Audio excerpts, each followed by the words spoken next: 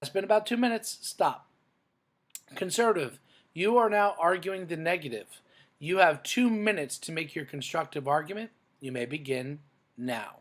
September 11th, 2001, Americans were murdered by Al Qaeda terrorists. The nation resolved that day that their deaths would be avenged and that those who attacked our country would be brought to justice. The 9/11 attacks were planned and orchestrated out of Afghanistan.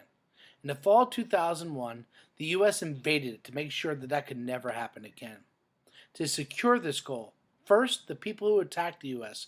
needed to pay the price. But secondly, a stable democratic government standing on the principles of human rights must remain in that region to stop those who would use terror as a weapon from ever gaining power there again. The U.S. cannot abandon this mission.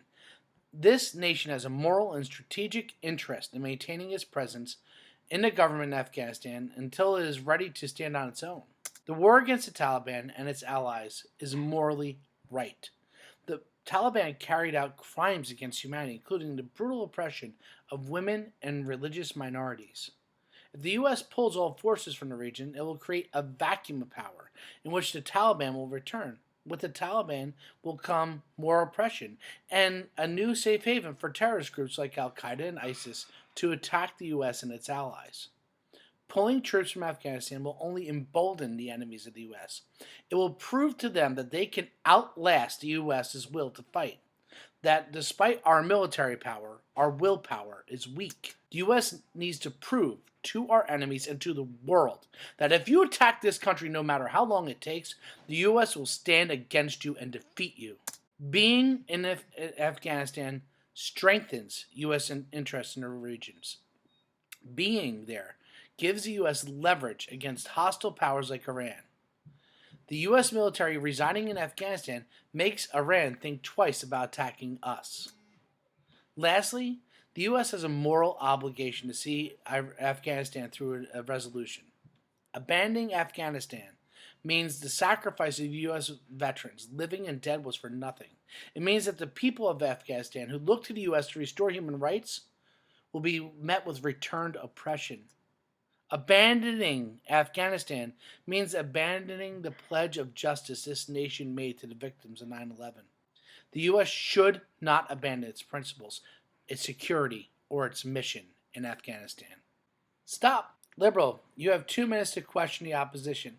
Again, you should be questioning only during this time period. Don't make long statements. Conservative, remember that you are only to be answering questions now, not asking them. Are you both ready? Yes. Yes. Excellent. You may begin. Has the war in Afghanistan cost the United States more than $2 trillion in immediate costs? That's an approximation, but I believe it's a close estimate. Even if the U.S. ended the war today, wouldn't there still be even more significant ongoing costs, like caring for wounded veterans?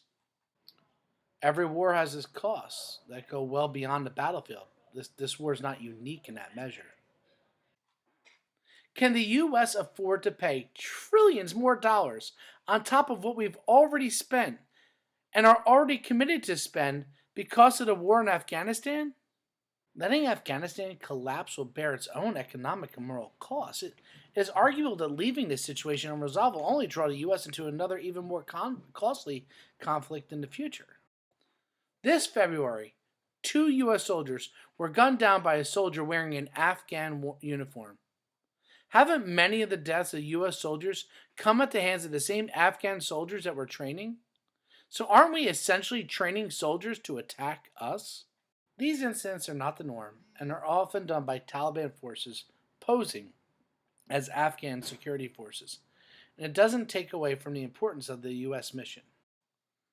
Did the cost connected to the long-term occupation of Afghanistan lead to the collapse of the Soviet Union? There were many factors that led to the downfall of the Soviet Union. The cost of the Afghan war were just a small part of it. All dictatorships are bound to fall eventually. Isn't it arguable that if the U.S. continues long-term occupation in Afghanistan, that it could meet the same fate as the Soviets? Not at all. The Soviet invasion was an imperialistic conquest. The U.S. occupation has been one of liberation. The U.S. is not trying to make Afghanistan a territory. The two situations are incomparable. Was the main goal of the Afghanistan war the removal of the Taliban from power and attacking of the Al Qaeda leadership in that nation? If those goals were already met, shouldn't the war be over? Well, those are one of the goals, but the establishment of a stable government in Afghanistan was the other. Both the Taliban and Al Qaeda still have a presence in the nation and within the border area with Pakistan. They're not totally gone from the region. Is it worth sacrificing the lives of U.S. soldiers for a war which will produce the same results if it ends today or 50 years from today? Every war has its cost in the blood of heroes. The U.S. forces in Afghanistan have not served in vain. Those who continue to do so shall not have served in vain either. In time, Afghanistan will be able to stand on its own, and the U.S. will be safer from future terror attacks because of it. Stop.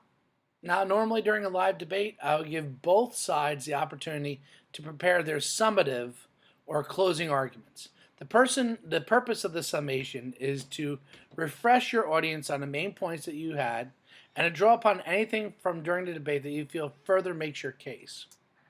Liberal, you have 2 minutes to make your summative argument. You may begin. The time has come to end America's longest war.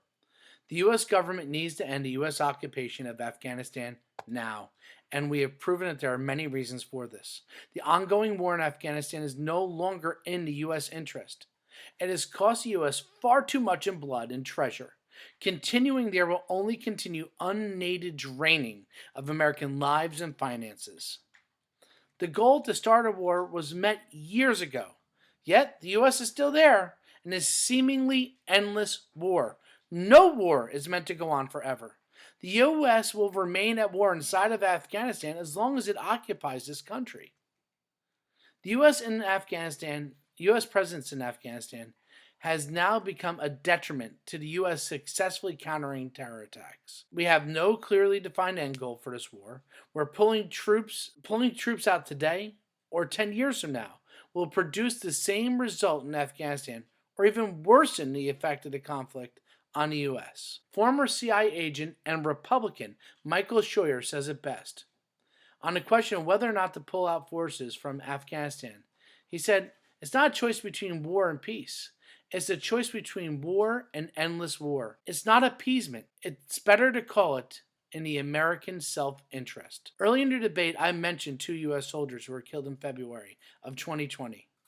They were Sergeant Javier Gutierrez and Sergeant Antonio Rodriguez, both aged 28. These 2 men voluntarily put their lives on the line to defend our freedoms. They trusted our government to only deploy them into service if it was in our nation's best interest. How many more heroes' families must we ask to bear the burden of this loss? It is no longer in America's interest to continue to ask Americans to sacrifice everything when there's nothing in return for this nation. It is foolish to continue a pointless war without end. The time has come to end the war in Afghanistan. Conservative, you have a maximum of 2 minutes to make your summative argument. You may begin. The war in Afghanistan has been a long, difficult, and costly conflict, but America will pay a much heavier price if it pulls out of its commitments to the causes of extending liberty and combating terror. Pulling out of Afghanistan now is the wrong choice. It's a wrong choice for every veteran who is willing to put on a uniform and defend America's interests and its people. It's insulting, as my opponent has done, to say that American soldiers' sacrifices in Afghanistan have been for nothing. It is not. America's cause in Afghanistan is and has been right, and it is in the nation's interests. It's wrong. It's wrong. It's the wrong choice because after America was attacked, the nation chose to liberate the people of Afghanistan from an oppressive tyranny that supported 9/11 attackers. The nation pledged itself to securing a lasting free society in this corner of the world. The people in Afghanistan, frankly the world, are counting on America to see this through. And if America leaves now, all this hard work and sacrifice would be for nothing. is wrong to give the Taliban, Al Qaeda, and other terrorist organizations a victory against the U.S. that they so desperately want. The U.S. must continue to rise to the challenge in Afghanistan and defend a free world against radicalized tyranny so that we don't have to face the consequences of withdrawal here in our streets, in our home. Maintaining our presence in Afghanistan benefits the U.S. because it leaves us in a secure position to defend ourselves against many of our global antagonists. It's wrong for America to surrender its commitment to human rights, to defending and spreading liberty. America must not surrender its honor by abandoning the oath that it took 19 years ago. America must not surrender in Afghanistan because it would be surrendering all it has ever stood for and all of its sacrifices. In abandoning Afghanistan, we are truly abandoning ourselves. That is the conclusion of this debate. Since we are doing the debates via Zoom, the class will not be able to watch them live. So we'll be posting a rebroadcast of each debate on the stream. You will be expected to comment and give feedback to each one and explain where you stand on the issue after watching it. On behalf of conservative Mr. Keelan and liberal Mr. Keelan, I'm moderator Mr. Keelan, wishing you the deepest thanks for watching and wishing you the best of luck in your debate. Remember that in order to understand where you side, you must be able to see it from both sides. Thank you.